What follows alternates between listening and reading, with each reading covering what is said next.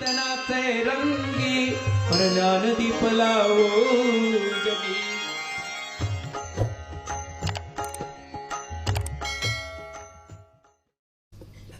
एका गावात कीर्तनाला गेलो दादा आणि बाईचं भजन होतं माझ्यानंतर त्या बाईचं भजन होतं. त्या गावातले म्हणले महाराज बाई लयच गायक आहे. मी म्हणलं भीमसेन जोशीची चुलती एक काय? नाही म्हणले पण लयच गायक आहे. मी म्हणलं मी बैठकीतूनच ऐकवतो, मी कीर्तन झाल्यावर जेवत असतो. आज नाही, आज एकादशी ना. मग बैठकीत बसल्यावर अभंग सुरू झाले. टाळ वाजता मृदंग रंगला भजनात पांडुरंग ला ला ला ला ला ला. गोड चालू होतं ना. पंढरी जाऊ प्रेमानं नाहो झाला पंढरी संताचा मेळ वाजे मृदंग टाळ वरी. काही काहीचीच वायर खास. मी म्हणलं वा वा बाईचे अभंग छान आहेत म्हणले. एक जण म्हणलं बाई बाळू महाराजाला भजन आवड आहे ना. बाईने विठोबा रुक्माई घेतली, बाई पाया पडायला आली. मी म्हणलं कोण बाई? मीच भजन. मी म्हणलं वा वा वा काय बाई तुमचा सूर आहे, बापा बापा बापा कायच तुमचा आवाज आहे. म्हशीच्या कोठ्यात जर तुम्ही भजन केलं तर मसडा साखळ्या पण तोडते.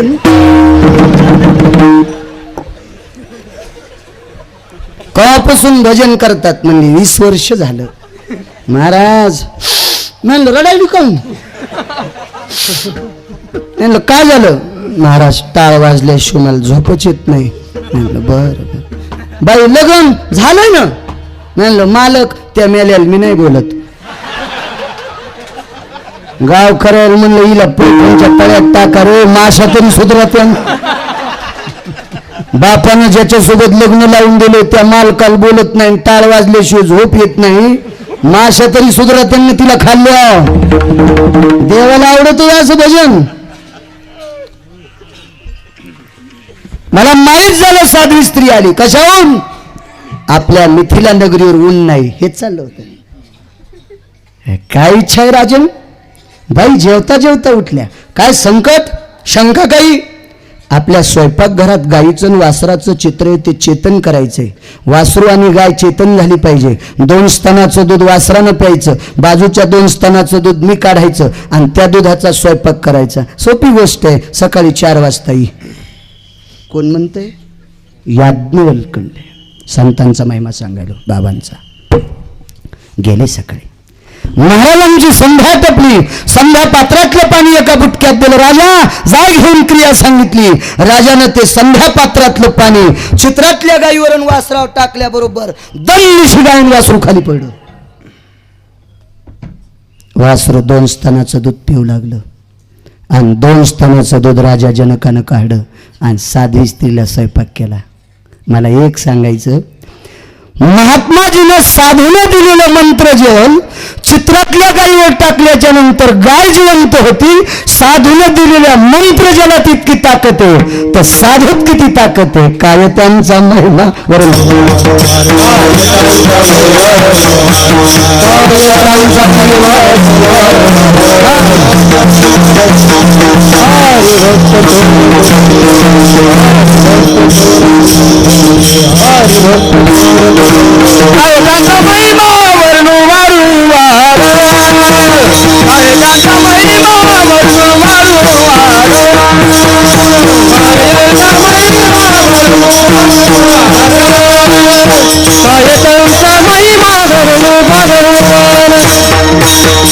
हरिभक्त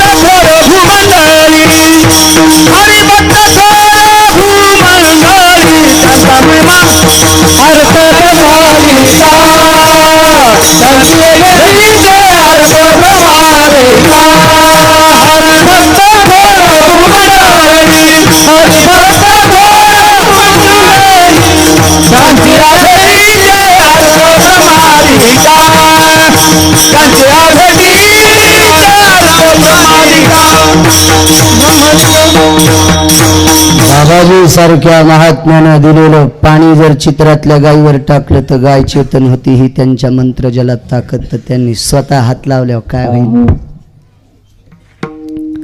एका बाईनं 18 वर्ष एका मथाराला भाकरी घातल्या. ते मथार होतं अनगडशा फकीर. अनगडशा फकीर. फकीर कोणाला म्हणायचं माहितीये का. ते दुकानात धुपण काढतं ते नाही. इतका इतका इस्तू दादा आणि त्याच्यावर चिमूट. 3 महिने आंघोळ नाही केलेली. फकीर अनगडशा. फकीराचा दर्जा म्हणजे ब्रह्मविद्येची योग्यता. ते अनगडशा फकीर. पण ते कोणाच्या पायात नाही पडलं. रगील होत. त्या म्हातारीने सांगितलं फकीर्या तू पाया काही पडत नाही कोणाच्या. ते म्हणलं आपल्या योग्यतेचा माणूसच नाही सापडा. ते म्हणली तसं नाही रे. जगात लय मोठी मोठी माणसं आहेत बापू. तसं नको भूषणात येऊ. तू काय केलं पाया पडशील. म्हणलं आपलं कटोरं जे कोणी भरून देईल त्याच्या पाया पडेल. पश्चिम महाराष्ट्रात 3 लोक श्रीमंत. पुण्याचे आपाजी गुरुवे जगद्गुरु तुकोबाराय सासरे, मंबाजी गोसाई आणि वाघोलीचे चिंतामणी देव. हे 3 लोक तुकाराम महाराज श्रीमंत. किती श्रीमंत. यांनी जर मनात आणलं तर मोठ्यात मोठी नदी त्या काळात गव्हाणन जेवारी नाडीत होते. म्हणजे त्याच्याकडे इतकली जेवारी सापडायची त्या काळात. 400 वर्षापूर्वीची गोष्ट. किती श्रीमंत. आता तर हजाराचीच नोट असतील तीच फाटकी. चलत नाही तरी कोणाला राम राम नाही. नुसती मोकार टेकन चौघीत लुगडे ओख. ऊत आला फुगरायचा ऊत. आमच्या इथल्या भावशाचं कोयतं हरपलं. ऊस तोडायचं कोयतं हरपलं. म्हणलं भावशा कुठे रे. महाराज कोयतच हरपलं. म्हणलं सकाराम तात्याची टोपी नाही ना. सकाराम तात्याची टोपी इतकी कडक होती. ते म्हणलं टोपी काय कामाची. म्हणलं ऊस जरी नाही तोडता आला तरी टोपीनं साळता येतोय. आणि भावशानं इळभर ऊस साळला त्या टोपीनं. आणि माझ्याकडे आला म्हणला महाराज ज्या माणसाच्या टोपीनं ऊस साळता येतोय त्याची टोपी इतकी कडक म्हणले होते किती श्रीमंत आहे. ह्यांना त्याची बायको सातारबाईचा कापूस याचायला जाते. कपड्यावर काय नसतं रे. कपडे कोणी घालायले. मुंबईला 70 रुपयाला पॅन्ट भेटती. आमदाराच्या पोरांना करायचं नाही. इतकी भारी टाकून दिलेली. मुंबईला मी गेलतो एकदा कीर्तनाला. कारण तिकडे लोकांना ती बरमुड्यावर राहायचं नाद न शहरात. ते लांबक्या पॅन्ट इकून टाकी ते पटपट.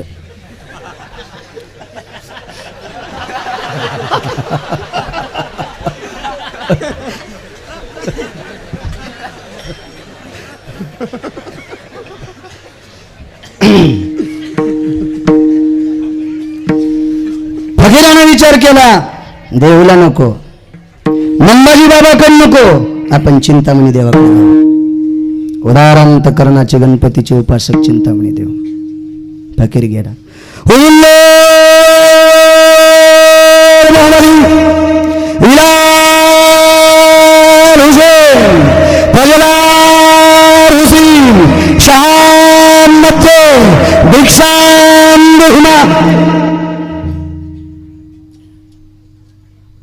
चिंतामणी देवाच्या लक्षात आला. अधिकारी फकीर आवाज दिला दाशी जी.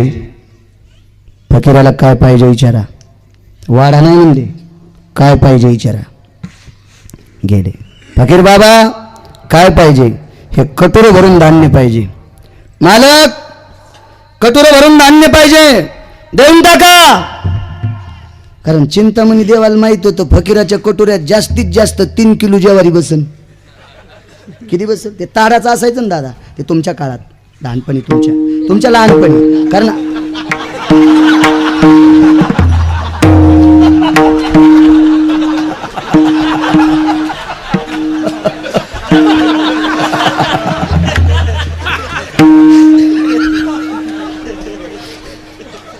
म्हणजे मला म्हणायचं तुमच्या लहानपणी दादा येऊन समजलं तुम्हीच तवाचे.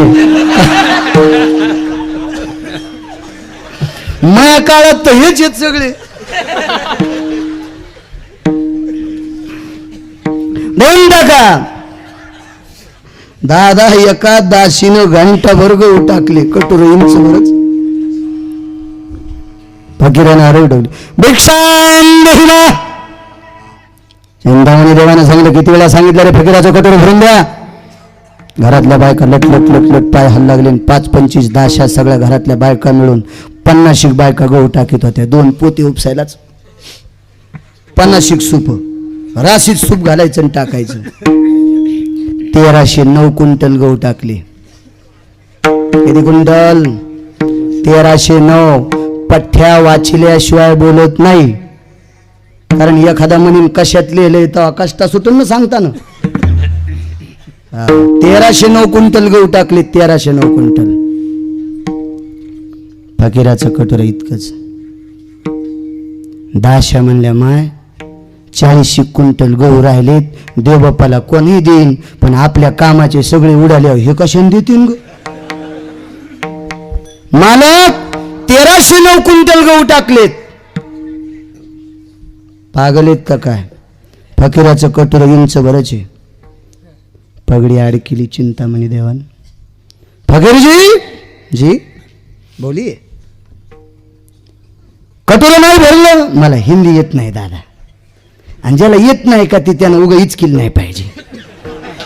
हो ना, मैं हिंदी म्हणजे इधर से गाडी आई, उधर से गाडी आई, गाडी चली गई, मैं खाली राहिला.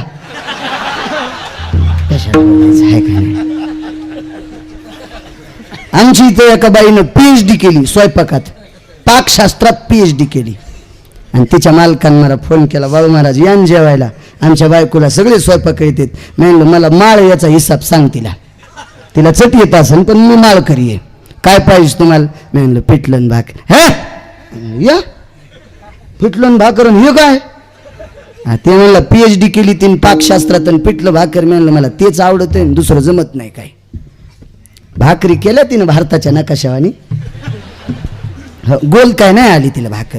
पण म्हणलं भाकर वाकडी जरी असली तर भाजली चांगली होती. गौरीवाणी का करीनं, पण भाजली चांगली होती. आणि पिठलं टाकलं, 1.5 घंटा पिठलं हातीत होती, पण सुपारीवाणी गोळे फुटलेच नाही. म्हणलं आता पायानं हात. जिला सुपारीचे पिठल्यातली गोळे फुटणं, तिनं शिरा करायला लावलं होतं. शिरा खाली जाईन उताराला. पदव्या आपल्या भारत देशात पदव्या कोणाला फुकट भेटत आहेत काय? त्या पदव्याला महत्व नाही. खालून पैसे दिले की पदव्याचा पाऊसच येतो सगळा. 4-5 गोष्टी आपल्या देशाच्या अशा गुल झाल्यात. सुरक्षा व्यवस्था, न्याय व्यवस्था, मोठं गोड कार्यक्रम आहे आपला. ते एका देशाने मशीन काढली दादा, मशीन. ते अमेरिकेत नेली की तिने 2500 चोट्टीत पकडली. ती दुसऱ्या देशात गेली, कोणता हाँगकाँग असे देश आहेत ना, काय का नाही मला येत नाही ते तिथं म्हणता. ते त्या देशात गेल्याच्या नंतर तिथं 3000 चोट्टे पकडले. सगळ्या देशात मशीन पॉवरफुल ठरली. मग आपल्या देशातल्या नेत्याला कळालं मशीन चांगली आहे गडे, बटन दाबलं की चोर पकडी ती. मग आपल्या भारतात मशीन आणली आणि 3 मिनिटात मशीनच चोरी गेली.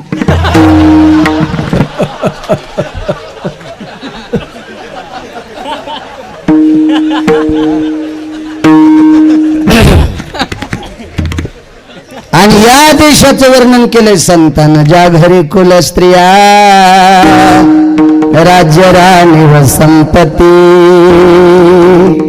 किंवा बावी त्या पोखरणी, नदी गंगा वाहती. काय या देशाचं किती गोड वर्णन या देशाचं. सगळा नाश करून टाकला. असो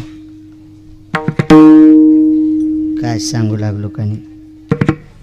देवबाप्पा बाहेर आले. नाही भरलं कटोरा, नाही भरलं. ब्राह्मणानं हात जोडे, फकीरजी नाही देऊ शकत भरून. कशाने इतका वेळ उभा केला मला? मग फकीर घ्या तुमचे गहू. फकीरानं कटोऱ्यातले गहू चिंतामणी देवाच्या दारात टाकल्या. चिंतामणी देवाचा दरुजा झाकला. एवढा ढिगल पडला गव्हाचा. काय ख्याती. तन तन करीत म्हातारे घरी आलं.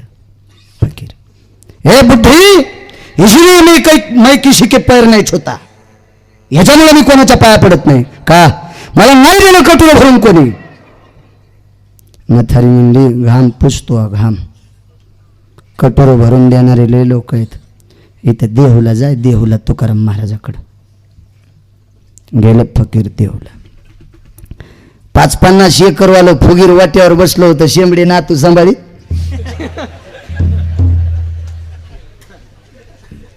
आणि फकीर त्याला म्हणलं, पटेल ओ काका. हिंदी येत नाही, कशाला बोलायचं उगा घरच्याचा इटन शेजाऱ्याचा भांग नीट काय करायचं. आपली किती भाषा गोड आहे. माझ्या मराठाची बोल कौतुक, माझ्या मराठाची बोल कौतुक, माझ्या मराठाची बोल कौतुक, माझ्या मराठाची बोल कौतुक. अमृतातून पैसा दुंगे, अमृतातून पैसा दुंगे, ऐसी अक्षर रसिके मेरा वीर, मेरा वीर.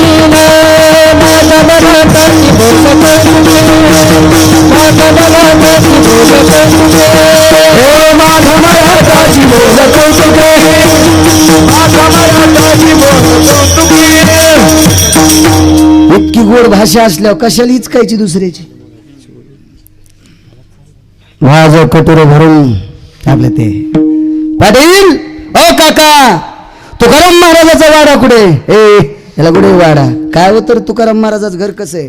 जळजळीत भिंती वृंदावन तुळशीची, जळजळीत भिंती वृंदावन तुळशीची, जळजळीत भिंती वृंदावन तुळशीची,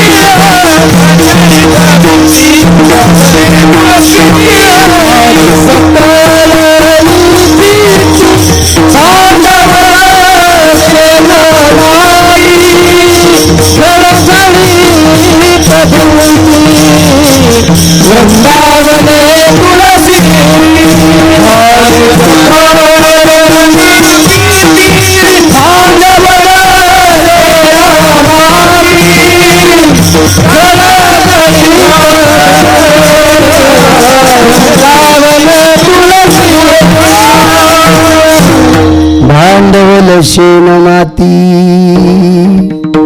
वृंदावने तुळशीची. कोडाला शेण माती लावलेलं घर, वरी वाशे, उसाची पाचट, झोपडं होतं राहायला. हिरवगार तुळशीचं वृंदावन, धर्माची पताका होती दारात. हे झोपडं आहे तुकारामाचं. पण फकीराने विचार केला, बाईनं पाठवलंय त्या अर्थी महात्मा अधिकारी असेल.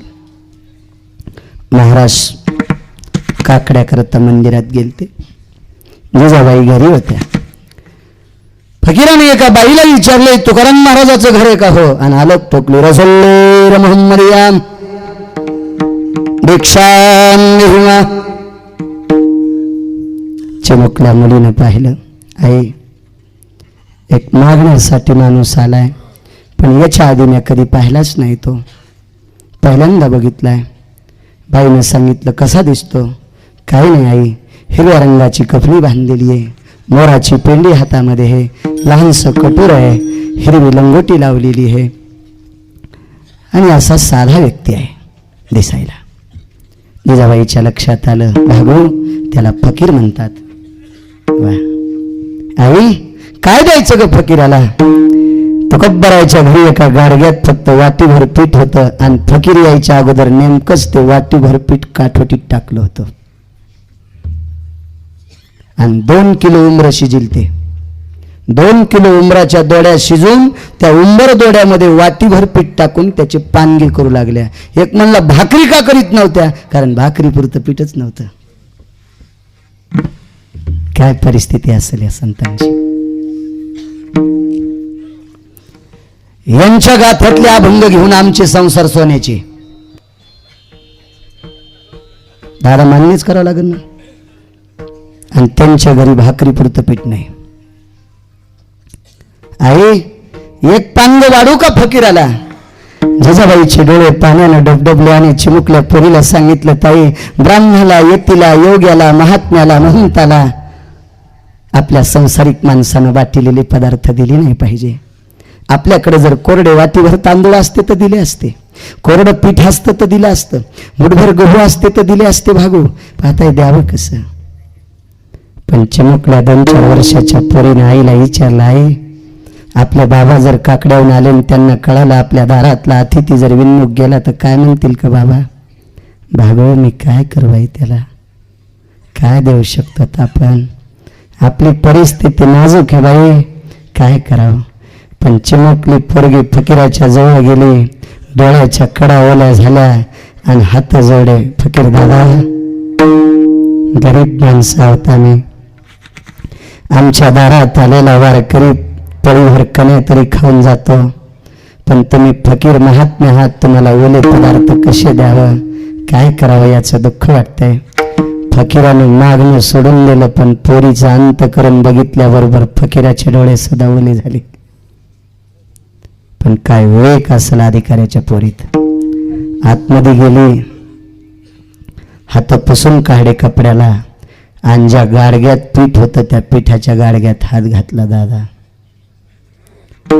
आणि तुकोबराच्या कन्येचा हात ढवळा झाला, ढवळा. आणि फकीराला सांगितलं, बाबा तुमच्या कटोऱ्यात हात झटकीनं म्हणजे विटंबना होईल असं मानू नका, एक कण जरी पडला तर आम्हाला दान दिल्यासारखं वाटेल, तुम्ही कटोरा हातात धरा. आणि फकीरानं कटोरं चिमुकल्या पोरीचं लेकरू बोलतोय म्हणून सहज कटोरं धरलं आणि हात झटकिले पोरीनं, तर कटोरं ओतू गेलं भरून.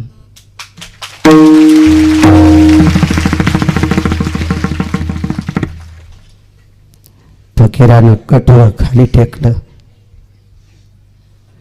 3-4 वर्षाच्या पोरीचे पाय धरले. आपण तुकाराम महाराज आहेत का? भागीरथीचे डोळे पाण्याने डबडबले, फकीराला नमस्कार केला, दादा मी तुकाराम महाराज नाही, तुकाराम महाराज माझे वडील आहेत, मी त्यांची मुलगी आहे. मला सांगा, संतांच्या कन्येनं नसता हात झटकीला तर कटोरं भरतय, हे संतांच्या आपत्यात ताकद, तर संतात किती ताकद. काय त्यांचा महिना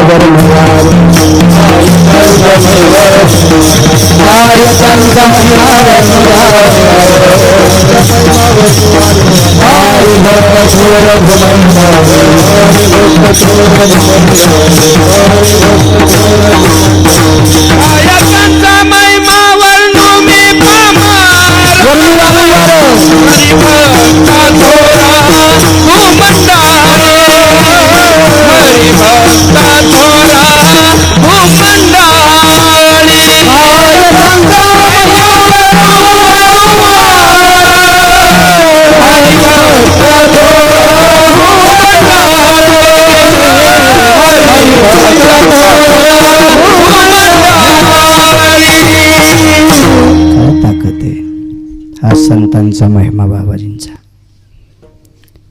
एका वारकऱ्याकडे 4 वारकरी आले दादा, 4 संध्याकाळी मुक्कामाला आले. वारकऱ्यांनी स्वतःच्या पत्नीला विचारलं, लक्ष्मी नावानं बोलत होते माणसं त्या काळात, हे सावित्रा, वत्सला, ए दुर्गा नाव घेत होते. आता माणसं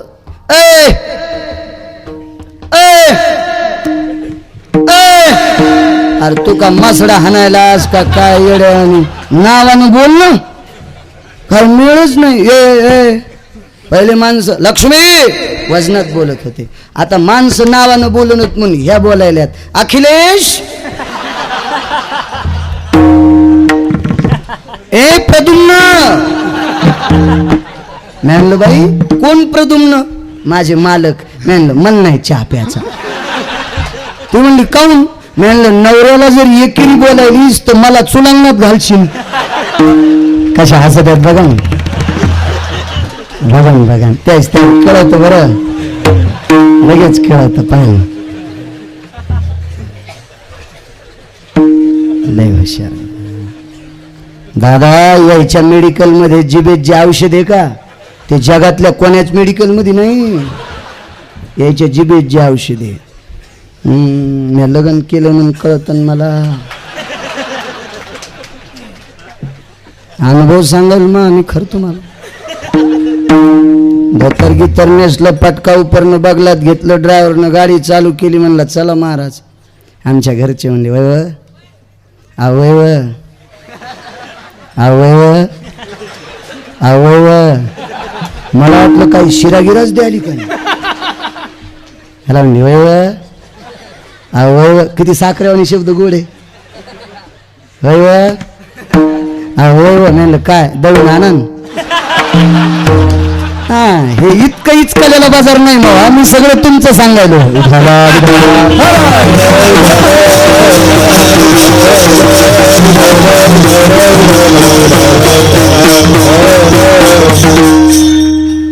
लयच बोलण्यात भारी असतात दादा, लय भारी आती.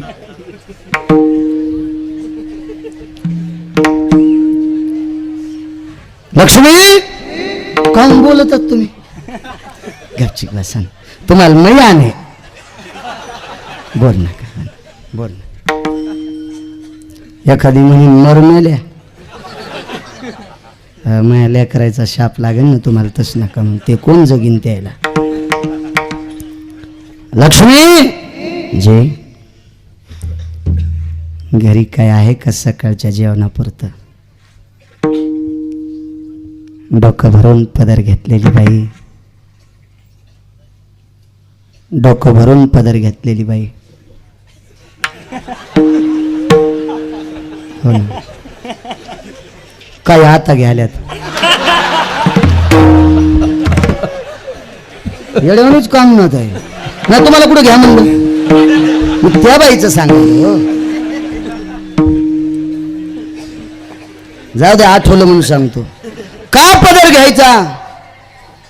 72 पुराणात 6 श्लोक आले. 6 मालकाचं प्रतीक हे कुंकू. दागिने नाही. मंगळसूत्र लोखंडाचं घातलं तरी काय हरकत नाही. सोन्याचंच असावं असं कोण नाही सांगितलं. अष्टाम धातू स्थितेषु त्याच्यात लोखंड आलं ना. लोहानाम मिश्रितंच जायते. लोह बी त्याच्यात आलं अष्टधातूमध्ये. पण कुंकू असा हे मालकाचं प्रतीक आहे. 1.5 किलो सोनं घातलं बाईनं कुंकू नाही लावलं. तिला सुवासिन कसं म्हणेल. कुंकवा नाही ठाव म्हणे मी आहे. आणि कुंकू प्रतीक आहे आणि मालकाचं प्रतीक कुंकू आहे. म्हणून या मालकाला ऊन लागू नये म्हणून कपाळाच्या पुढे 1.5 इंच पदर असा. कपाळाच्या पुढं 1.5 इंच. आमच्या घरच्या म्या बुट शिवणारच घरी आणला होता. ते म्हणलं माझ्या चपला फाटल्या नाही कशाला आणलाय. मी म्हणलं इथं खिळा ठोकून घ्यायचा इथं. तेव्हापासून पदरच नाही पडू द्याला तिनं. नाहीत म्हणलं खिळात ठोकीन इथं. तुम्ही हे सोंग करू नका घरी. हा तुमच्या 2 गुण हाणीन ती. न जमत कसं बी न काऊन जमत माहितीये का. 3 पाकिट नेऊन द्यालो म्हणून ऐकायली. तुम्ही नका. तुम्हाला 1.25 क्विंटल येडवण नका करू. तुम्ही नका. इथंच सोड पाहिजे आपलं. म्हणून ना कपाळाच्या पुढे पदर घेतला पाहिजे. 8 महिने नका घेत जाऊ पण उन्हाळ्यात घेत जा. म्हणजे उन्हाळ्यातच ऊन लय कडक असतं ना. तर मालकाला सावली दिली पाहिजे. आणि टिकल्या लावणार नेले एकच विनंती. इथली वरी सारखी जा. वरी अशी वरी. कारण टिकल्या लाई जा. म्हैस लावायली तर तुम्हाला कुठं देतो मी. टिकलीत लाई जा पण वरी लाई जा. तुम्ही इथं लावताना वरी का लसूण लावायचा का. चांगलं नाही ते. वरी लाई जा. उद्या सकाळी अशी बोटानं टिकली वरी सरकवायची. हातांवर नाही सरकली तर जेसीबीच्या मुंडक्याने सरकवायची. वरी सारखी जा.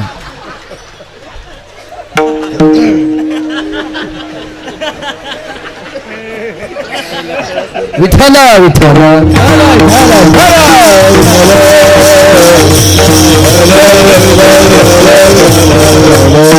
सांगू का तुम्हाला.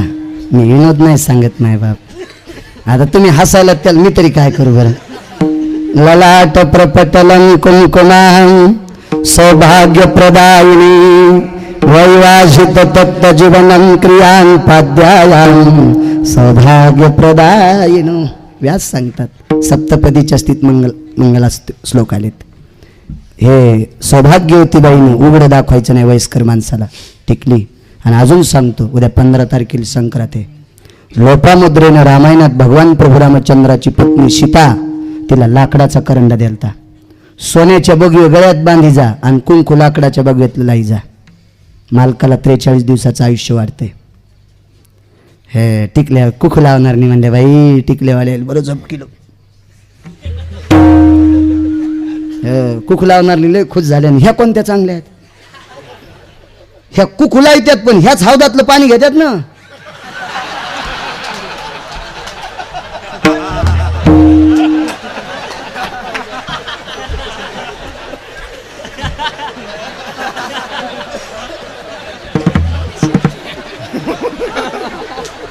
बेंदारात बोट बुडीचा पण याच्यात नका बुडी जाऊ. उडाला उडाला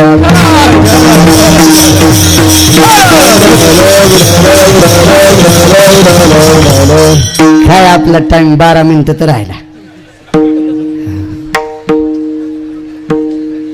सकाळी सोनपेठला रामकथेची सांगत आहे पवार काकाकडे. काय सांगू लागलो मी? बाई मालकानं बाईला विचारलं घरी काय आहे का? नाही म्हणले. काय नाही आपल्या घरी. मी जर रोडवर नाही आलो ना तर मला असं धरून आण जा पुन्हा कडव्यावर. एखाद्या वेळेस कसं मुह काम वगैरे हिरवटीला लागल्यावर मी दूध सोडून देतो. त्याच्यामुळे असं पुन्हा आणि जा कडव्यावर. मला काय त्यांचा महिमा सांगायलो. काय नाही आपल्याकडे. मालकाचा चेहरा बारीक झाला. 4 वार करायला काय जीव घालायचे. अरे अरे 11 वर्षाचं पोरग म्हणलं बाबा एक उपाय आहे आपल्याकडं. काय?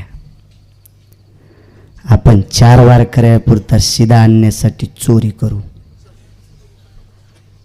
चोरी करू चोरी. त्या स्पीकरवाल्याच्या भावताल जायचे मोबाईल आहेत का ते स्विच ऑफ करा. ते त्रास होतं बिचाऱ्या माणसाला. गोड साऊंड सिस्टीम आहे. चोरी करू. वडिलांनी पोराला सांगितलं बाळा वार करायला हे उचित नाही, चांगली गोष्ट नाही चोरी करणं, निषेध आहे. बाबा आपल्यासाठी काहीच नाही आणायचं. वारकरी उपास जाऊन याच्याकरता करायचं. धर्म जर घडत असेल तर अधर्म थोडासा करायला काय हरकत आहे? आपल्याला काय आपल्याला थोडंच आणायचं काही. चला दोघं बापलेक चोरी करायला गेले. गावाच्या कडेला एक जणाचं दुकान होतं. दुकान फोडायचं साहित्य कुदळ कुसा टिकाव इतकी इतकी तलवार चटणीला सोबत. पारडं छिद्र गेलं पोरग मधात. पोरग वार करायचं होतं दादा. मधात गेल्याच्या नंतर त्यानं फक्त चौघाला लागल इतकंच पीठ बाहेर टाकलं. आपलं जर पोरग गेलं असतं तर दुकानदाराचा गला इचकिला असता. गला तुकाराम दादा गला. वार करायचं पोरग होतं. चौघापुरतंच पीठ, एवढेच तांदूळ, थोडीशी तुरीची डाळ, बाकीची सीधा सामग्री चुटचुट चुटचुट बांधली. वडिलाच्या उपरण्याच्या एका कोपऱ्यात गठोडं बांधलं. गठोडं टाकून दिलं. अर्ध उपरणं शिल्लक तसंच होतं. वडिलांनी सांगितलं चल पटकन बाहेर. पोरग गडबडीत बाहेर यायला गेलं. भिंतीच्या बाहेर डोकं आलं आणि शरीर चाळीत असताना खडेल दिशी दुकानातल्या डब्याला पाय लागला पाठीमागून. आणि डब्याला पाय लागल्याबरोबर डब्बा वाजला आणि दुकानातल्या पलीकडच्या पडवीत झोपलेला दुकानदार जागा झाला. पाहिलं कल्लाच्या प्रकाशात तो चोरान दुकान फोडून बाहेर पळायला. पळतच दुकानदार आला आणि आतून पाय दाबून धरले. 11 वर्षाचं पोरग. काय करा? वडिलांनी सांगितलं बाळा ये ना बाहेर, ये ना माय. दादा आता नाही येत आहेत. का रे?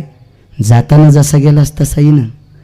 दादा जाताना गेलो तसाच येताना येऊ लागलो, पण आतून दुकानदारानं पाय दाबून धरलेत. आता कसं शक्य आहे? आणि ते दोघं जण येत मधात. तुम्ही किती जरी ओरडं तर ते दोघं ऐकत नाहीत तुम्हाला. महात्म्यानं कपाळावर हात हाणला. पांडुरंगा ह्या आयुष्यात वाईट काम केलं नाही रे, पण 4 वारकरी उपाशी जाऊ नये म्हणून चौघापुरतं पीठ चोरले रे देवा. याच्या व्यतिरिक्त काय पाप केलंय? आणि तेवढं सुद्धा पाप आमचं पचू देईनच. 11 वर्षाच्या पोरानं सांगितलं बाबा गप्पा करण्यात वेळ घालू नका. गप्पा गप्पात उजडन आणि उजळड्यावर लोक जागे होतील आणि अख्ख्या गावात चर्चा होईल. हे साधू चोट्टा साधूचं पोट्ट चोट्ट आणि मग वारकरी पुन्हा कधीच नाही आपल्या इथलं पाणी प्यायचे. काय करू रे दादा, तुम्हाला वाटतंय का वारकरी जेवून जा? एक एक डोळा गजग्यासारखा केला म्हाताऱ्यानं. मूर्खा, माझ्या शंका घेतोस? शंका नाही बाबा, मी तुम्हाला विचारायलो फक्त, वारकरी खरंच तुमच्या इथं जेवून जावं असं तुम्हाला वाटतंय का? हृदयाची शपथ. मग एक काम करा, वारकरी विजयतेत तुमची प्रतिष्ठा जात नाही, सन्मान जात नाही, कुठं चर्चा होत नाही. एकच काम करा, माझं डोकं कापून घेऊन जा. बापानं सांगितलं कशा करता कापायचं?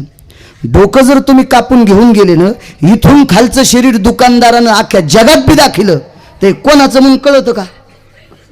तेव्हा काय DNA थोडंच करीत होते. आता लय DNA 400 वर्षापूर्वी मेलेलं हाड त्याला टोचते. इकडं पाण्याचं DNA करा, तळे बांधा, हे DNA सोडून दिले आणि 150 वर्षापूर्वी म्हशीचं हाडूक गोसलं. तेच कुठं ना सगळा तेच. कशाला प्राधान्य देतील त्याचा मेळच नाही. क्षणभर विचार केला, बाबा तुम्हाला वाटत नाही वारकरी खरे जेव्हा? बाबा वाटत रे, पण बाप ही गोष्ट काय असते तुला त्या दिवशी कळेल, तुझ्या दिवशी बाप होशील. तुला आज काय कळेल बापाचं प्रेम? का तुझं डोकं कसं कापू रे, पोटचा गोळा आहेस माझा. बाबा तुम्ही मला एके दिवशी सांगितलं होतं, संताची पायी खर्चावे शरीर, सांगत शे कबीर कमालाशी. हे तुमचं वाक्य. मला संधी आली या महान संतांसाठी आपलं शरीर कापायचे. आणि निर्वी जरी तुम्ही माझं डोकं नाही कापलं तर लोक तुमचं नाक कापतील. अपमान मरणापेक्षा वाईट असतो.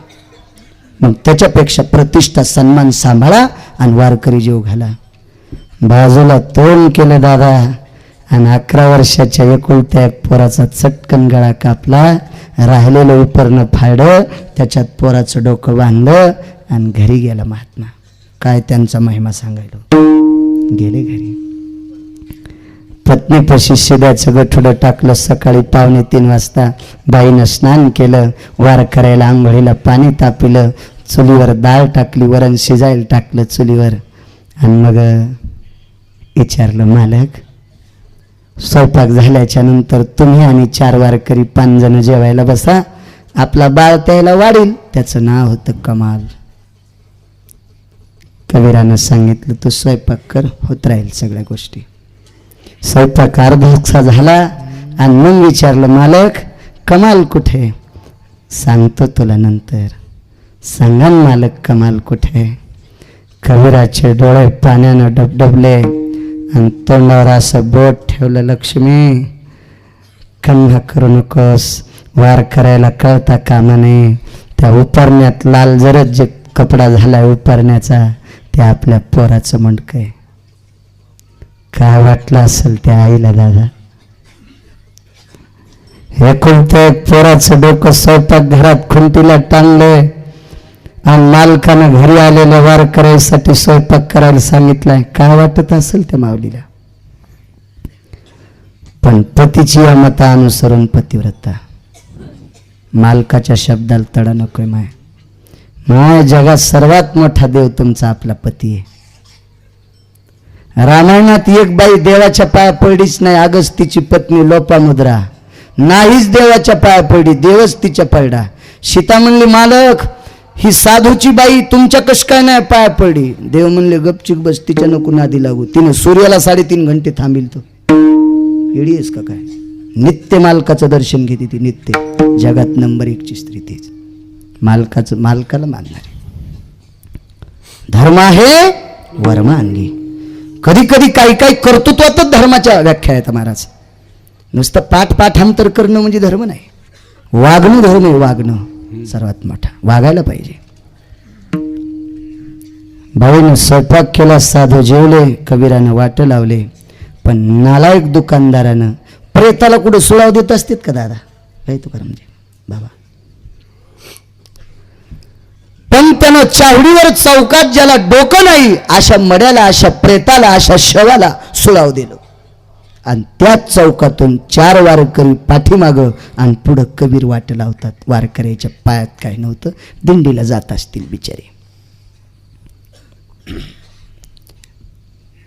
एका वारकऱ्यानं बघितलं त्याच्याकडे, त्या पोराकडं, ते इथून खालच्या शरीराकडं.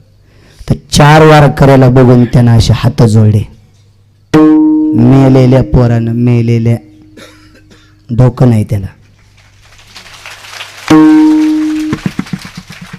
हात जोडले. पाठीमागच्या वारकऱ्यानं कबीराचा खांदा दाबला. कबीरा, कोणाचं पोरग असेल रे? डोकं कापल्याच्या नंतर वारकऱ्याला नमस्कार करतोय. निश्चित महात्म्याचं पोरग असावं, साधूचं पोरग असावं, वारकऱ्याचं पोरग असावा. कबीरानं सांगितलं, महाराज तुमच्या पायात चपला नाहीत, बरंच लांब जायचंय तुम्हाला, 12च्या नंतर जमीन तापती, पाय पळतेत बाबा, चला तुम्ही, असू द्या, काय करायचं. हात दाबला. कबीरा, तुला माहीत असा कोणाचं सांग. चलन बाबा चलन. दंदिशी खांदा दाबला. कबीरा, सांग कोणाच पोरग आहे. खांद्यावरचं उपरणं तोंडात घातलं. कबीर रडू लागले. बाबा, ते माझं पोरग आहे. मागचा वारकरी नव्हता, पंढरपुरातलं होतं.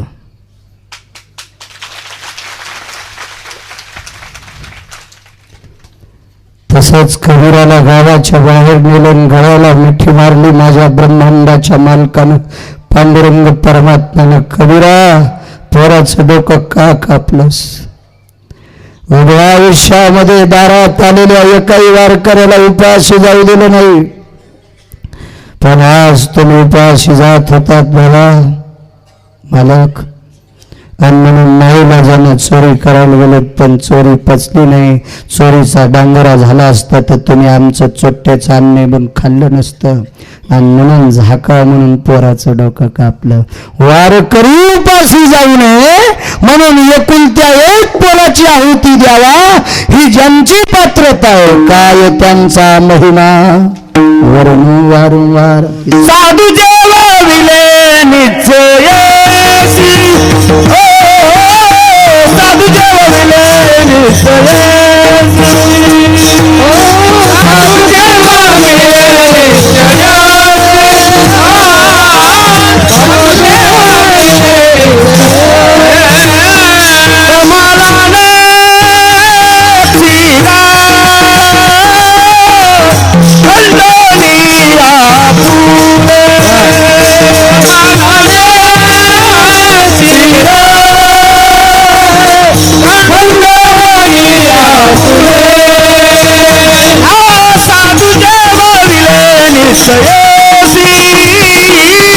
साधू जेवाविले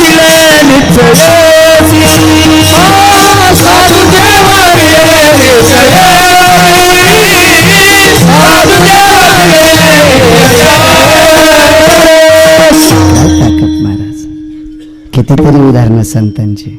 कानराज पाठकाचे इथं 2 फुगीर आले. फुगीर म्हणले तत्वज्ञानाच्या गप्पा करायच्यात. कानराज पाठक महान संत होऊन गेले, तत्वज्ञानाच्या गप्पा करायच्यात म्हणले. आणि मग सांगितलं हे लेकरं कम बोलायलेत.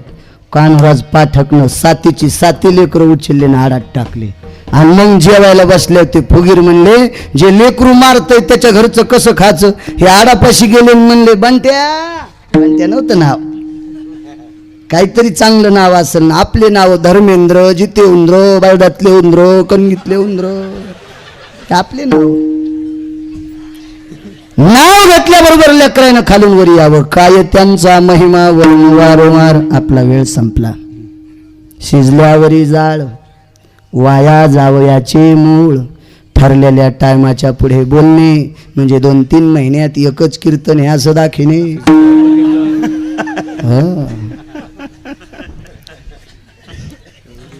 परंपरेनं चालत आलेला इंद्राच्या वैभवाला लाजवील असं वैभव. आता महिमा सांगायची गरजच नाही बघा तुम्हाला. कारण एवढ्या भयानक उंच उंच उंच दरा खोऱ्यात अधिष्ठान असणारे मुक्त कैवल्य समाधिधनाम अधिष्ठाना स्थिज्जायते सद्गुरु भगवान बाबा, त्यांचा हा महिमा आहे महाराजा. तुम्ही आलोत सागर या ठिकाणी येता, हा संतांचा महिमा आहे. ह्या महिम्यात एकच गोष्ट जर शिवून वाटते दादा, ह्या महिम्यामध्ये गोपीनाथ साहेब जर असते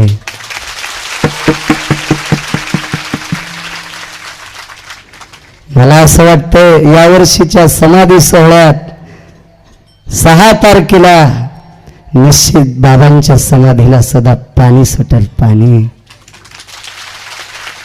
कारण शेतकऱ्यांच्या जिव्हाळ्याचा, गोरगरीब शेतकऱ्यांचा वेळेवर ऊस जावा याच्यासाठी साखर कारखान्यांच्या स्थापना, तिथे जाऊन भांडण करून महाराष्ट्रासाठी नाना प्रकारचा निधी आणावा, गोरगरीब शेतकऱ्याला मोठं करावा, अशी महान व्यक्ती आपल्यातनं हरपून गेली. तुटला आयुष्याचा दोरा, येर वाहुगा पसारा. निश्चित भगवान बाबा 6 तारखेला ते सदा वैकुंठात विचार करतील. समाजाचं कल्याण करणारे साहेब आपल्यातून गेले. अजून या सोहळ्यात भर पडली असती महाराज, अजून भर. त्यांनाही आपल्या सर्वांच्या वतीनं श्रद्धांजली. एनं तिलजायं यक्षलोकं किन्नरं चारणं विद्याधरं दिक्पालं परमः नारायणो लुप्तपिण्डानां भयङ्गया वर्जनं स्ततीवचः मृत्युस्सारपन्थानां यत्पिण्डान् अङ्गुष्ठस्तेः यद्भवां सकलं शर्मण्यं गोपीनाथाय यतो सकला स्थितां वैकुण्ठादिं शर्मण्यं गोपीनाथाय यतो सकला जायतीं सत्यलोकां पदां शर्मण्यं गोपीनाथाय. आपल्या सर्वांच्या वतीनं वेदोक्त त्यांना श्रद्धांजली. आणि अजून एक लौकिक सांगायचं महाराज, कधी कधी काही काही गोष्टी काही काही व्यक्तींच्या हाताने घडत असतात. मी 4-5 वर्षापूर्वी एकदा आलतो इकडं, पण ह्या 2-3 वर्षात काय बदल काय बदल काय बदल महाराज, हे माणसाच्या हाताने बदल होत नसतो बरं का. ज्या व्यक्तीच्या अंगामध्ये काहीतरी अधिकारी अंश आहे, साधवी अंश आहे, फार मोठा लौकिक अंश आहे, विश्वात्म्याचा अंश विभूती आहे, आणि तीच माणसं परमार्थ वाढीत असतात महाराज. सागरासारखा, डोंगरासारखा, समुद्राला लाजवेल असं फार मोठं वैभव की ज्या पटांगणामध्ये शासनाच्या यष्ट्या फिरायला आपल्या घरात फरचीवर झाडून बसावं लागतंय, आणि शासनाच्या यष्ट्या फिरायला टायरला कचरा लागत नाही. इतकं स्वच्छता, एवढी गडाची महत्त्व, आदरणीय, पूजनीय, वंदनीय शास्त्री महाराजांनी हे केलंय. त्यांनाही प्रणाम करतो. उपस्थित भागवताचार्य, वारकरी संप्रदायाची धुरा सर्वत्र खांद्यावर घेऊन महाराष्ट्रभर पोचवणारे आदरणीय वयोवृद्ध तपोवृद्ध पूजनीय ओकळीकर दादा या ठिकाणी माझ्या लहानशा 32 वर्षाच्या लेकराच्या समोर बसतात महाराज. दादांना सुद्धा प्रणाम करतो. तसेच आम्ही एकाच वयाचे असणारे, थोडे माझ्यापेक्षा जरासं वय असेल, आदरणीय पूजनीय वंदनीय महाराष्ट्रातील अत्यंत तरुण तडफदार कीर्तनकार आमचे तुकारामजी महाराज शास्त्री म्हणजे ते सुद्धा या ठिकाणी एक दिवशी यायचंच म्हणले, हरिदिनीच्या दिवशी गडावरच जायचं, आणि काय योग आमच्या दोघांच्या भेटी. ते सुद्धा इथं आलेत, त्यांना सुद्धा प्रणाम. आणि सर्व वारकरी मंडळ मस्तक हे पायावरी या वारकरी संतांच्या सर्व रथी महारथी गुणीजन मंडळी गान गंधर्व काय महाराज माऊली महाराज चव्हाण सोबत आलेत, आसाराम महाराज निर्वाडीकर, आमचे निर्गुण महाराज सुद्धा या ठिकाणी आलेत. आणि सर्व जे मंडळी आहेत, आता मला सगळ्यांचे नावं पाठ नाहीत, नावं घेतले असे गृहीत धरा. तुमचं नाव न घेणं म्हणजे मग काय बांधाला बांधे तुमच्या का काय आहे का नाही, पण पाठच नाहीत तुमची. मै काय येती जाती झाली नाही, त्याच्यामुळे ओळख नाही. सर्व बाबाजींच्या हाताखाली ही शिकणारी मंडळी महाराज. काय मोठमोठाले अधिकारी सर्व याच्या रुचा वगैरे शास्त्र पुरावे शिकत असताना आणि एक एक लेकरू इथं पाठी जा, शिकायला पाठवा. जे तुमचं ऐकत नाही का ते तरी पाठवा. आणि येरी तरी संस्थेत चांगले लेकरं कोण पाठीत? पाठवा, इथं पाठवा. इथं जर पाठवलं तर निश्चित शास्त्री महाराजांची त्या लेकरावर कृपा होईल, भगवान बाबांची कृपा होईल, महंत भीमसेन बाबांची कृपा होईल. आणि निश्चित ते तुमचं पोरग काही नाही कमू द्या, पण तुम्ही कमीलेलं ऐकणार नाही. क्या बात है, वा वा. आणि म्हणून गडाव लेकर पाठवा, हीच लहानशा बाळूची तुम्हाला कळकळीची विनंती.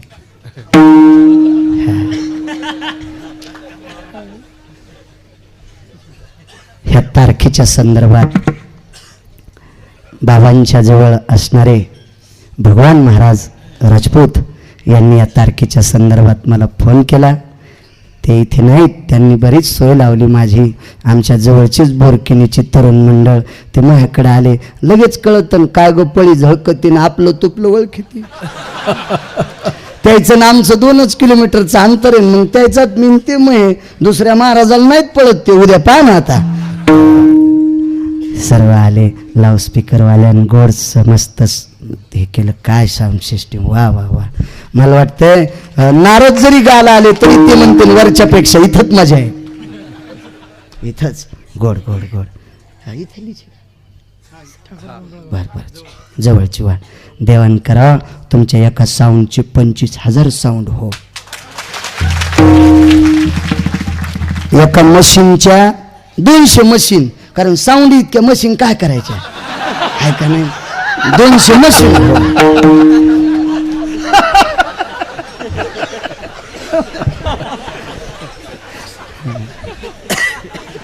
आणि या 5-25 मायकाचे 700 माईक हो. पण तुम्ही लग्न सप्तीच वाजव. तुम्ही का तमाशाच्या नादी लागलो की खालून जळो. पण मला माहित आहे ते नाहीत तसं करणार. वारकरी माणूस आहे, गोड साऊंड सिस्टीम. मी उगा नाही स्तुती करत बरं का, रगील माणूस आहे मी.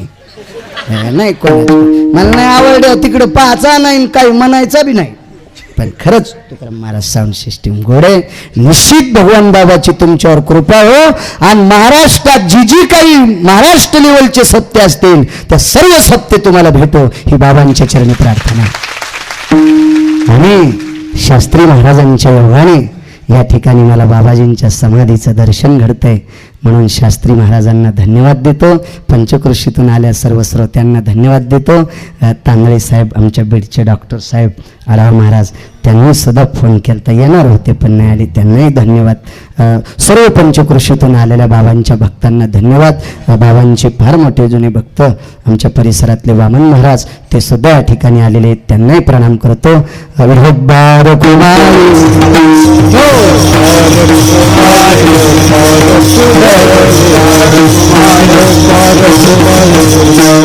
आमच्या सोबत नितीनजी मोरे सुद्धा आले सईद मॅपिंग पिंपळगावून. त्यांना सुद्धा 5 मिनिटं ज्ञानेश्वर